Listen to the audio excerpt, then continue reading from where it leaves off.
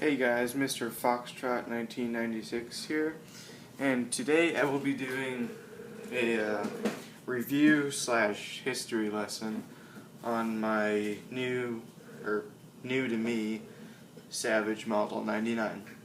So how I got this gun is my grandfather gave it to me a couple days ago, so I'm excited about that. And what I'm really excited about is this is in 30-30, which supposedly is the rarest of the 15 calibers that were made in this gun. So it's a cool thing. So I'll start off by telling you a little about the gun and its history. So the Model 99 was the predecessor to the Model 1895, which was the first hammerless lever action ever created. The hammerless design was a useful improvement because it reduced lock time, which allows the rifle to be fired more accurately by the user. The Model 99 used a revolutionary new thing back then, which was called a rotary magazine to hold the cartridges.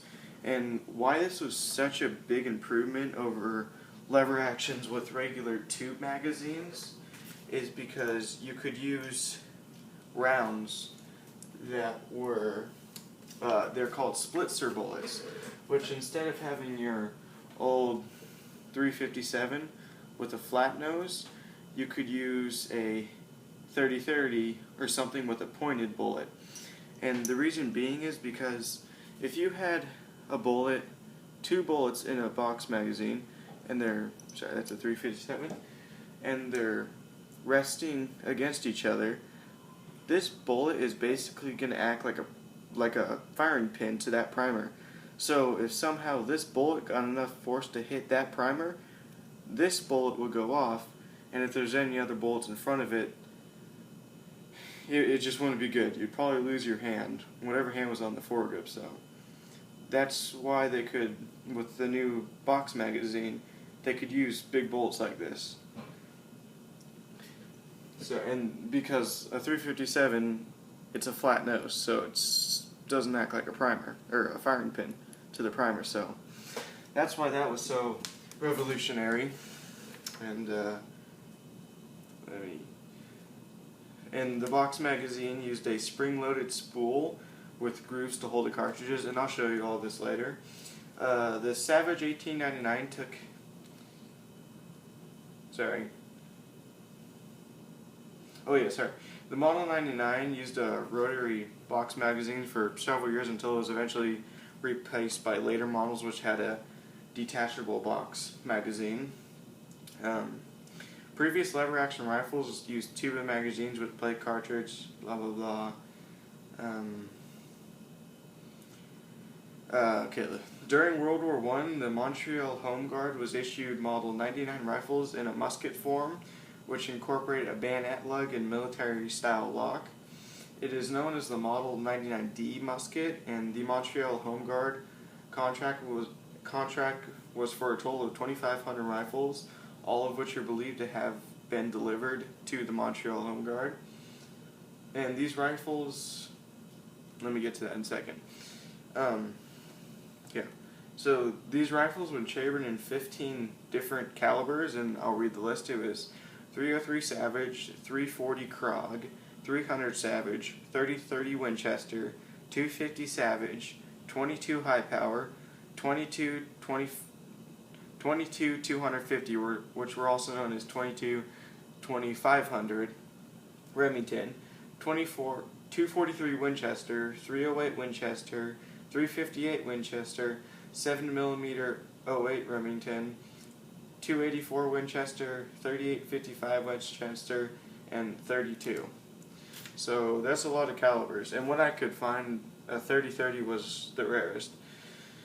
So I'll bring it down and I'll show you around the gun a little bit. So let me close this, get my prop, and let's use this. And I'll bring it down here. So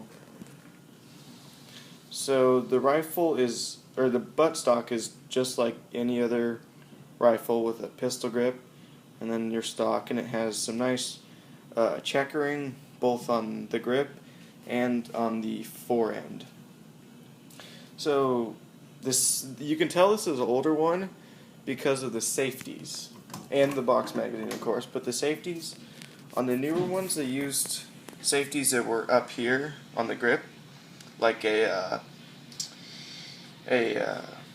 Model 500 shotgun.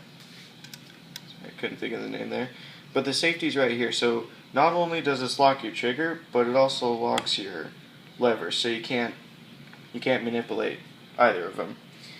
And and this sight is not original to the gun, but I've seen other guns with this exact same sight. So I'm like wondering if it's like a popular sight that they used back then. It's just it's a nice peep sight, and it has this little lever right there that locks it down so it won't move, and you just push it up and it move back. And I have the original sight, my grandpa gave me that. So let's open up the action. So there's your lever, and it's a pretty short pull for being how big the cartridge is, and it's a nice smooth action. So there's inside, and if you can see that little gold piece down in there, that's your rotary box magazine. And some cool features that I think are very innovative for back then were a loaded chamber indicator right there, that little knob, and they also utilized a round counter right there, that 0. That means there's 0 rounds in the magazine. So that's a cool little feature, I guess. So at the front of the gun, there's your foregrip with the checkering, and that little post right there was where the original sight went. So, and there's your barrel and your front sight post. I think, yeah, I believe it has a little red dot on it. You probably can't see it. So it's easy to see. And then if you push down on this little switch right there, your foregrip will come off.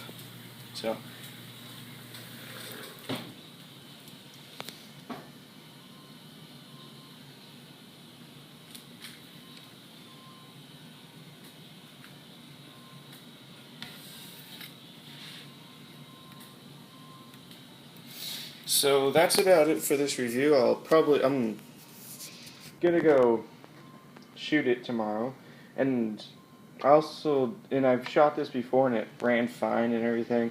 I didn't have any problems with it. I had a gunsmith check it out just to make sure I didn't do any harm to myself or the gun. And yeah, I looked him up, and I could only find a couple of videos on a 30-30 Savage 99. There was a lot on 300 Savage. Hickok 45 did one. So pretty cool gun, nice lever gun. So that's about it. So this is Mr. Foxtrot 1996, and see you later.